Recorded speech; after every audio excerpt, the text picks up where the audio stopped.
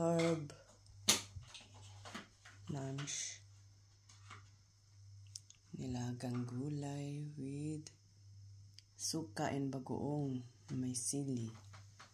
And shirataki rice. So, yan ang aking low carbs.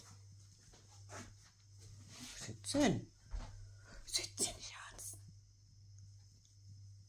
Sitzen. Ich gehöre nicht zum Essen. Tapos, yan ang pagkain ng aking kasama, oh. Pagkain ng kambing. At saka noodles. Yan ang kanyang tanghalian. Ang tanghalian ko ay shirataki rice at saka nilagang gulay na may bagoong at suka. That's it. Mahlzeit. Mahlzeit.